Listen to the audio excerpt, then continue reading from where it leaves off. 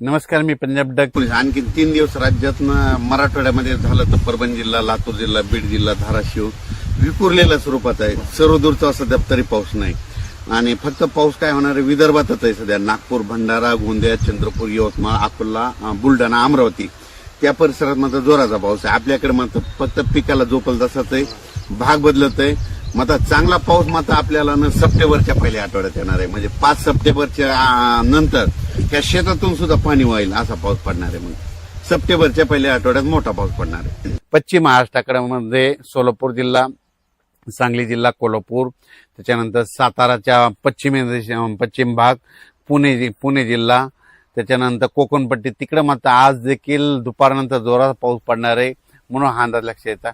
सोलापूर जिल्ह्यात सर्वत्र नाही पण वेगवेगळ्या भागात आज भाग बदलत 18 तारखेपर्यंत असाच विखुरलेल्या स्वरूपाचा पाऊस पडणार आहे म्हणून अंदाज लक्षात येतात.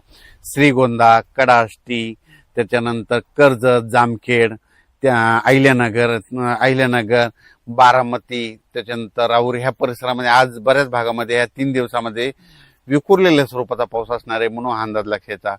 पुण्याकडे आज मात्र पाऊस चांगला सुरू होईल म्हणून पुणेकरांना देखील अंदाज लक्षात यायचा.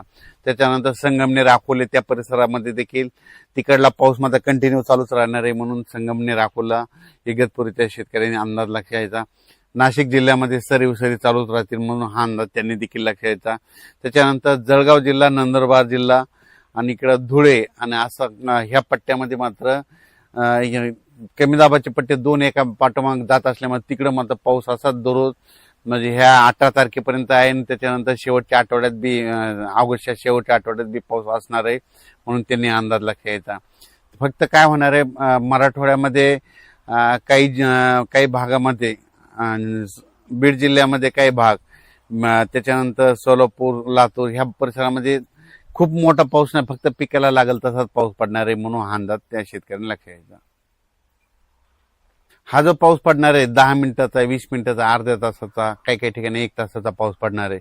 खूप असा मोठा काही पडणार नाही. फक्त जोरदार मुसळधार पाऊस फक्त नागपूर, भंडारा, गोंदिया, चंद्रपूर, यवतमाळ, अमरावती, अकोला ह्या परिसरामध्ये असणार आहे आणि तिकडे जास्त पडणार आहे. आपल्या इकडे मात्र पिकाला लागेल तसंच पडणार आहे. त्याच्यानंतर कर्नाटक, इकडे जत, मंगसुळी तिकडे देखील पाऊस सुरू होणार आहे. तिकडे देखील ह्या 8 दिवसामध्ये तिकडे देखील कर्नाटकला देखील पाऊस सुरू होईल म्हणून कर्नाटकच्या शेतकऱ्यांनी अंदाज लक्षात यायचा.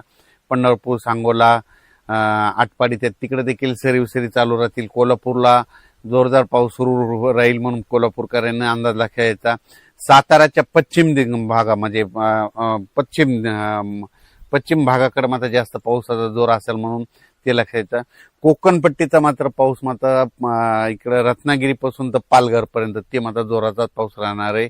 महाबळेश्वर हे सगळीकडे ते मात्र अंदाज त्या शेतकऱ्यांनी लक्षात यायचा. त्याच्यानंतर अहिल्यानगरमध्ये आज देखील म्हणजे 15, 16, 17 तारखेपर्यंत वेगवेगळ्या भागात विखुरलेल्या स्वरूपात पाऊस आहे, सर्वदूर नाही पडणार म्हणून अंदाज लक्षात यायचा.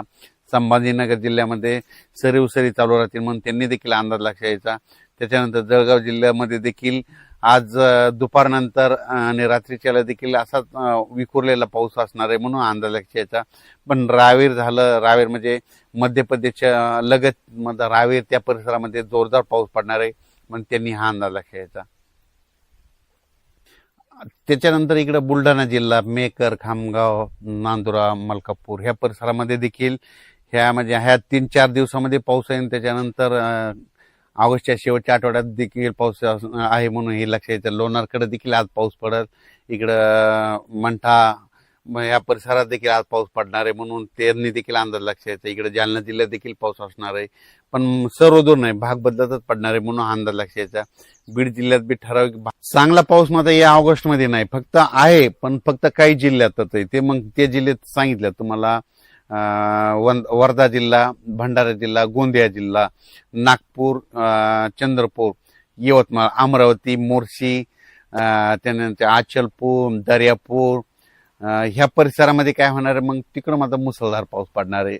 फक्त मग ते जवळपास 7-8 जिल्ह्यामध्ये मुसळधार आहे. फक्त इकडं मात्र उर्वरित राज्यातले जे जिल्हे आहेत तिथं मात्र विखुरलेल्या स्वरूपाचा पाऊस पडणार आहे. महाराष्ट्रात सगळीकडे चांगल्या पावसासाठी म्हणजे हे ऑगस्ट शेवट म्हणजे सप्टेंबरमध्येच येणार आहे. सप्टेंबरमध्ये ते मोठा पाऊस असणार आहे. ऑगस्टमध्ये संपूर्ण महाराष्ट्रभर पडणार असा पाऊस नसणार आहे म्हणून हा अंदाज शेतकऱ्यांना लक्षात घ्यायचा. तिचा जे पाऊस आहे ते मात्र रब्बी पेरणीचा आणि खरीप पेरणीचा निवाडा करणार आहे आणि ते पाऊस मात्र धुमाकूळ घालणार आहे. आणि तुम्हाला एक सांगू इच्छितो 13 नोव्हेंबरला मात्र यावर्षी राज्यात थंडी राहणार आहे, म्हणून ही थंडीचा देखील 13 नोव्हेंबरचा अंदाज लक्षात यायचा.